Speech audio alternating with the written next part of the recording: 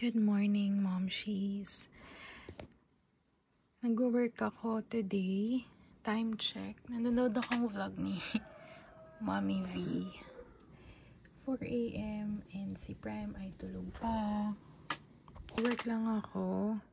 Later ay tatry kong pag sinipag ako at hindi ako nakaramdam ng antok, itatry kong pumunta ng Robinson's office. Kasi today ay schedule ng aming countering. Pakita ko sa inyo yung aming calendar.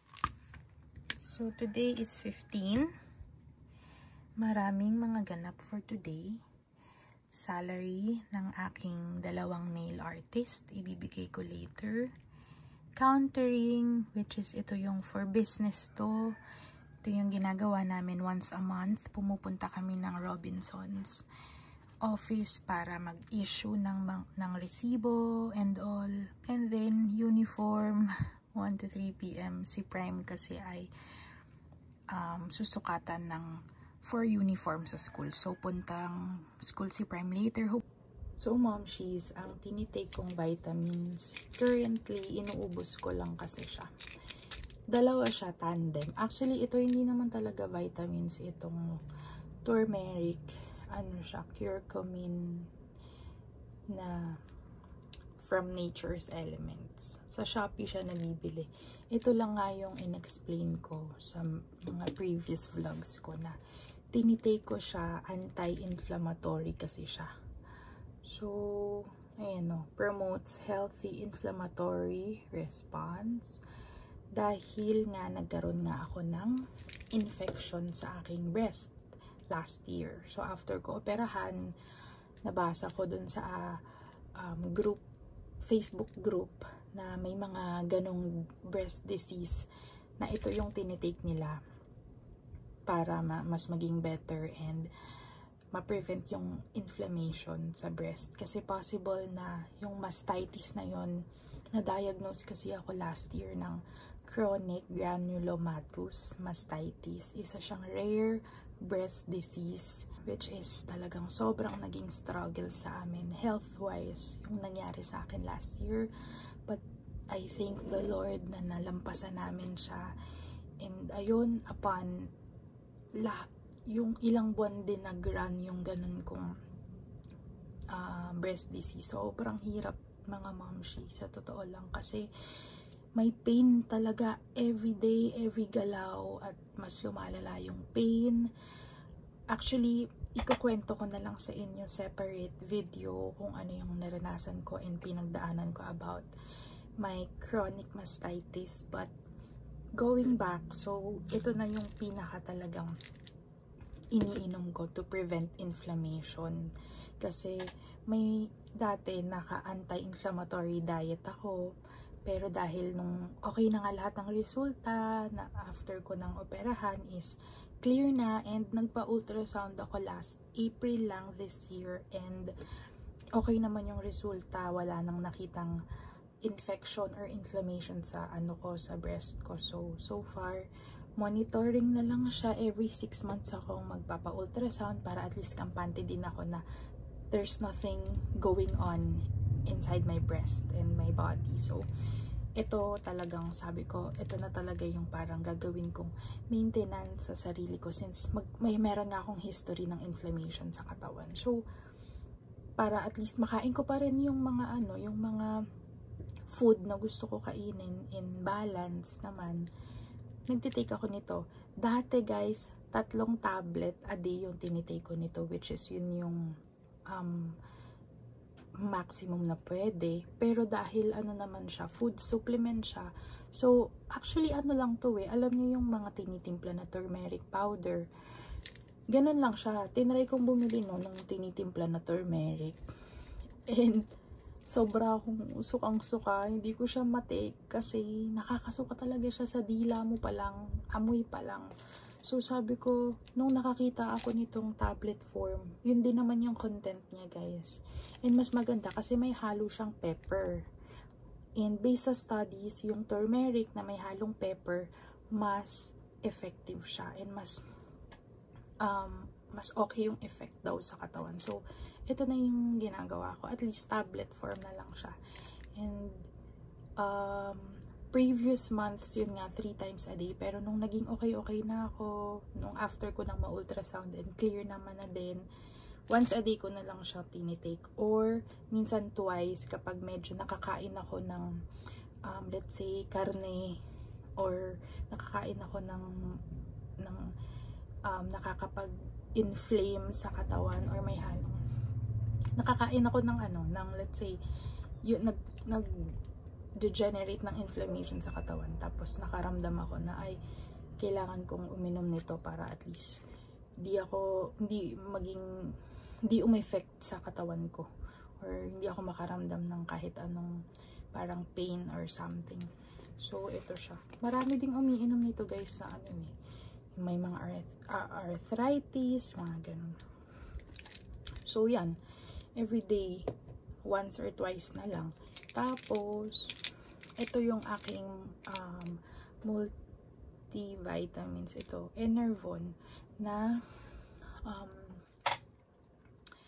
binili namin ni Pao. So ito yung recently na tinitake ko na vitamins once a day. So yun siya. So naisip ko na mag-take na ako ngayon ng isa. Isa-search ko nga kung pwede ba siya kahit walang kinain, kasi nag-coffee pa lang ako and taking them with food. Para mas ma-absorb daw yung vitamins. May mga vitamins kasi na okay lang kahit walang food sa katawan. During or after meal daw. So kakain na muna ako. Buti na lang nag-search ako. Kakain na muna ako para hindi daw sikmurain. Ayun.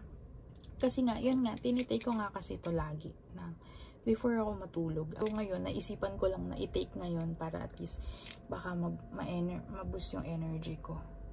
Yung So yun, I guess, kuha muna ako ng food sa baba and then mag-take ako ng vitamins. So ito na ang aking breakfast. Meron tayong egg. No rice breakfast ulit ako. Mamaya na ako magra-rice bago mag-12. So, time check, it's 5:34. At meron akong sabaw, kinamatisang. Masarap to guys. Galing kasing Batangas, sa aming probinsya ang kapatid ko. So, nag-uwi siya ng tawilis at bangus, kinamatisang isda. Sarap to guys. Meron akong mangga. Kain tayo, mamshies.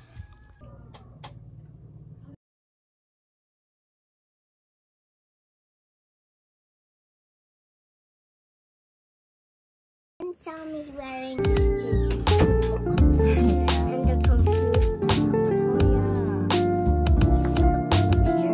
Yeah, earlier.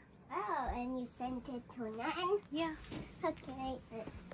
Ang breakfast ni Prime, Shanghai.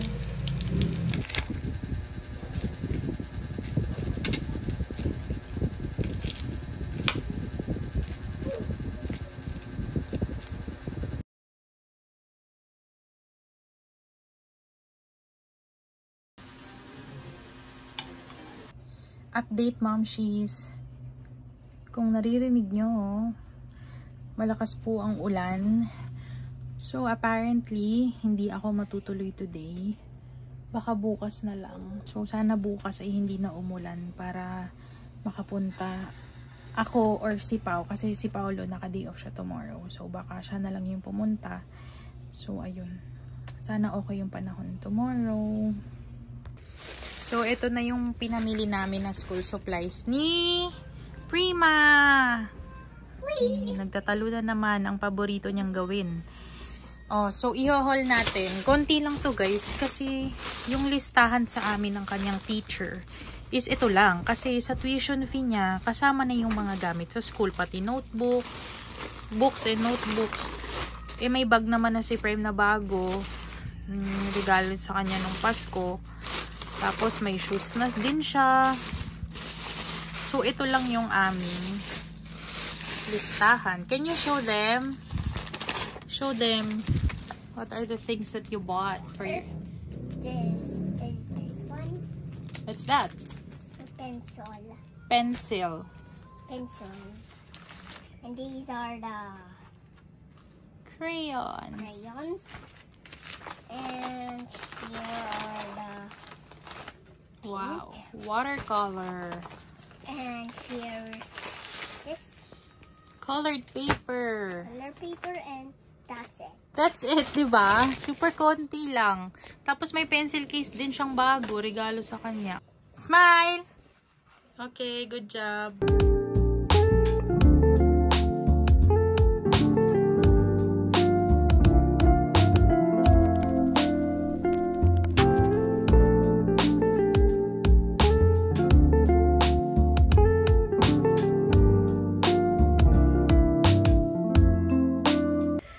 Tapos na ang aking shift, guys. So, nanonood lang ako. Ang title ay Vanished into the Night. So, ayan. Netflix muna. And then, later punta kami sa school ni Prime. Inaantay lang namin si Pao kasi siya ay naka-shift pa. Katapos ng kumain ni Prime ng lunch. At nagustuhan niya yung luto ko na almondigas. Gustong gusto niya. Happy naman ako nakapagsabaw si Prime. Tiklop lang ako ng aming mga damit.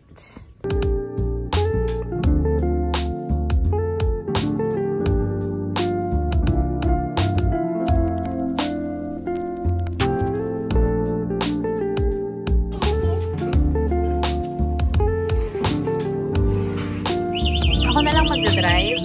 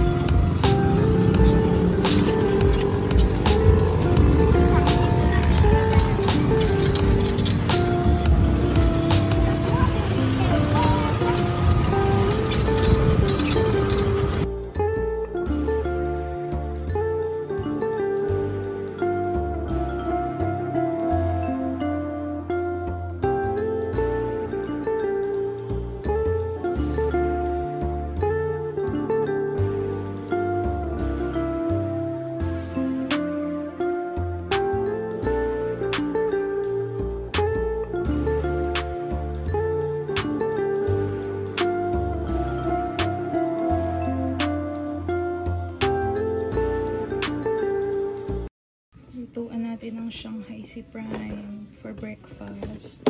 Ito yung homemade Shanghai. Yung ginawa namin ni Pao.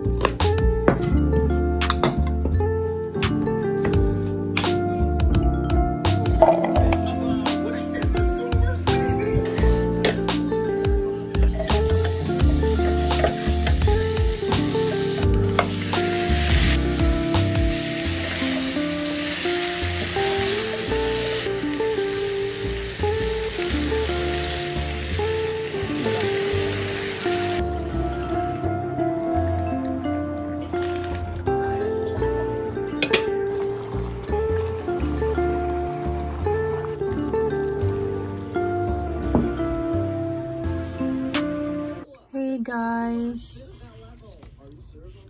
gumagawa na ako for Prime Nails. Si Pao na yung pumunta sa Robinson, so umalis siya today.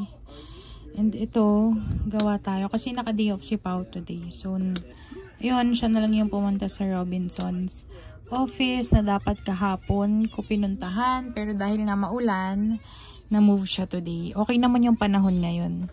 So, ayan, gumagawa lang ako ng nails for restock sa aming branch sa Robinson's. Ito na yung last batch na ginawa ko, guys. Medyo pagod na ako. So, magpapahinga na muna ako. Bukas ko na itutuloy. And then, dumating na yung in-order ko sa Shopee na ilaw. I-unbox natin to guys. Ring light yan. Kasi, yung ilaw nila Kim and Care, yung aking mga nail artist sa aming office production area ay madilim na. Matagal na din kasi yung ring light na yun. So, nag-decide akong palitan na. Kasi parang lately medyo medyo madami-dami yung for repair na nails na napoproduce. So, sabi ko baka hindi nila nakikita yung dumi. Hindi nila masyadong nakikita na hindi pala pulido yung nails na gawa nila.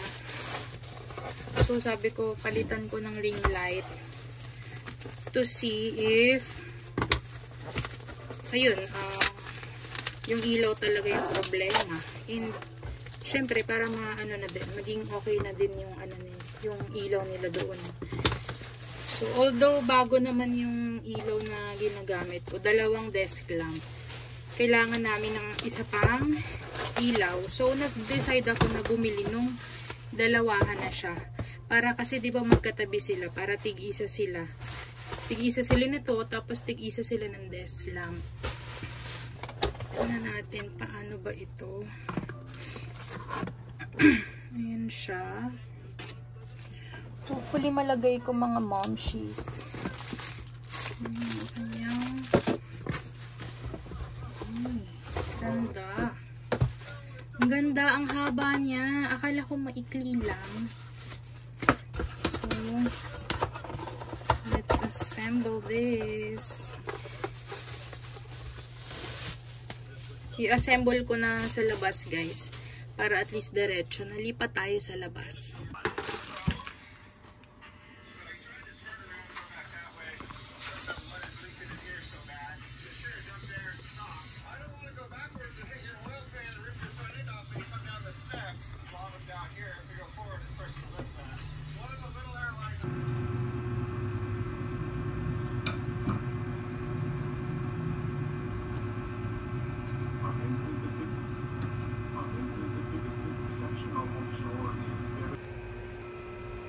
So, ayan, nagligpit na muna ako ng aking desk. And, ako ay maghihiga muna habang iniintay ko si Pao. So, baka manood muna ako ng Netflix. Are you okay? Tapos na mag-lunch prime eh. Fish, ma'am! Ligo na tayo para pagdating ninin, ligo ka na. What? I just put these in my lagayan. Okay po. Okay po. Very good. Say, opo. Okay Po. po. Hello! Nakarating na si Pao. And ito ang kanyang mga pasalubong. Ang pasalubong ni Prima ay as usual. What's this, love? It's flatbread, guys. What is it? Flatbread. Okay, sit here. You will eat here. So, makakapag-movie tayo habang kumakain ng pasalubong. But can you show them my Ayan si Prime. new free? This is my new free game. Oh. Rocket Stock. Okay. Dami game ah. May Taco Bell dun, diba? Fresh lumpia. Masarap to. Pork. Tapos, Rojo. Yay!